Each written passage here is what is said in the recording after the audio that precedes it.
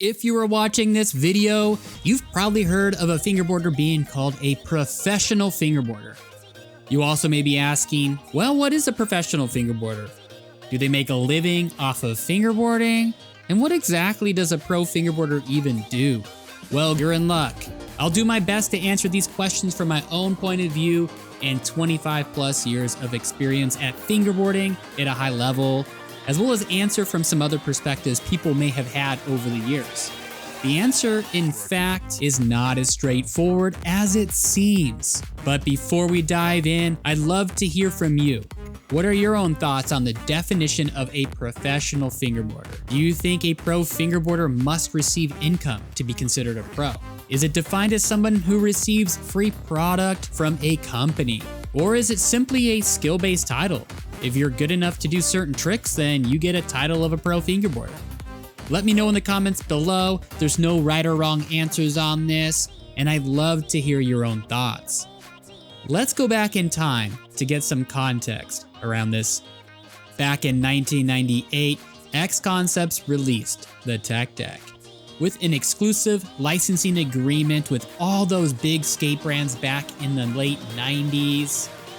Tech Deck grew rapidly. So rapidly, in fact, that I remember in my middle school, it was the latest fad amongst you. I remember nearly every kid that was my age having a Tech Deck, regardless of gender. Not only that, but Tech Deck also partnered with other massive popular brands at that time, including Pokemon. With all this hype, marketers from other brands realized that there was an opportunity to capitalize off of this. Let's fast forward 2 years to 2000.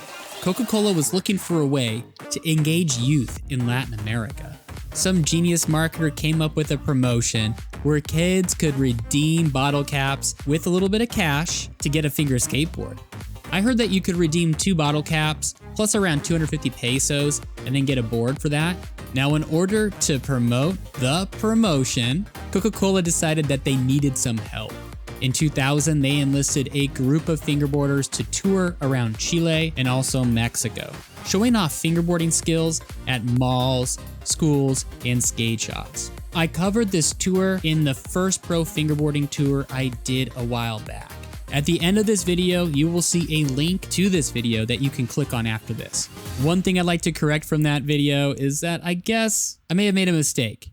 There's a chance it was not the first pro fingerboard tour, because Darren Langhorst did a tour back in 1999 for Fox TV, back when Omega was competing with Tech Deck by making fingerboards as well.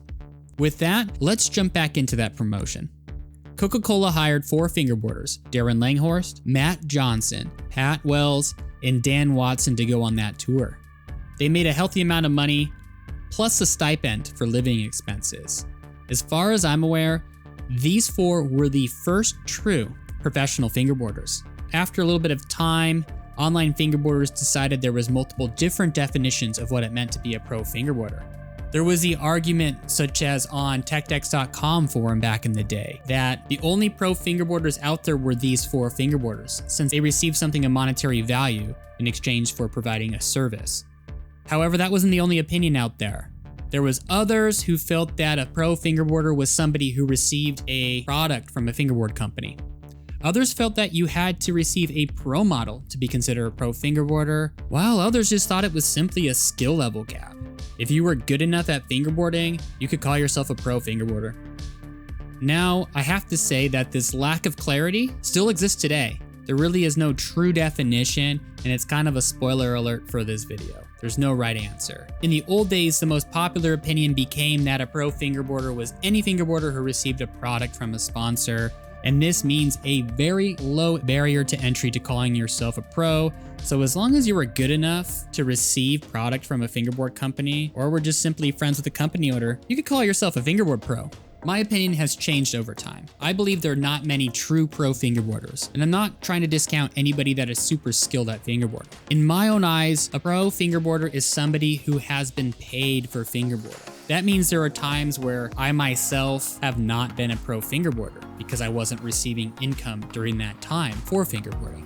Under this definition, we can go back into around 2001 and 2002. Over in Germany, we saw 3 fingerboarders get sponsored by Tech Deck. That was Basti Kiefer, Boris Dici, and Chris Heck. A little bit later on, we saw fingerboarders such as Nick Herzog and Elias Asmuth getting paid to film commercials for brands such as Sony Ericsson and Hermes, or even make appearances at events for brands such as Canon and Red Bull. Again, to me, that is a pro fingerboarder. Nowadays, we have a fingerboarder in China named Shuai Hongyu, who is a pro for Soldier Bar. He gets paid to make content full-time for the brand. Again, to me, that is a true professional fingerboarder. I also believe there was a similar arrangement made with Black River for Elias Asmuth back in the day. He was an employee of Black River. Little trivia thing, Elias was one of the people who made a lot of the 2009 Pneumo Berlin wood decks for Black River. Under that definition, could you consider anyone who's derived their own income from fingerboarding as a pro fingerboarder? For instance, wouldn't company owners then be considered pro fingerboarders? That's a good thing to bring up. This would include Mike Schneider, who's been able to live off of fingerboard sales from his company. He happens to be one of, if not the best fingerboarders all time in terms of skill as well as his influence. And to me, he would be a true fingerboard pro. Now, another area we've seen is that companies such as Black River has paid fingerboarders to go on tour at times. I myself went on tour along with Boris Dici, Chris Heck, and Andreas Hees back in 2011 for Black River, and we were compensated for it. Another new development here is we are starting to see fingerboard companies provide a cut of deck sales from the pro models to the rider, and even providing affiliate links for these riders to send out to their fans. This is so overdue, and super excited this is becoming standardized within fingerboarding. In my own viewpoint, a fingerboarder who receives product in exchange for promoting a brand would be sponsored, and not necessarily a pro. To me, a pro should receive monetary compensation in exchange for their fingerboarding. Now, if you take my own viewpoint there, that a pro fingerboarder is someone who is receiving income for fingerboarding, that means that a fingerboard content creator who makes income from their content could be considered a pro, regardless of their skill level. And, I guess based off of that definition, that is true.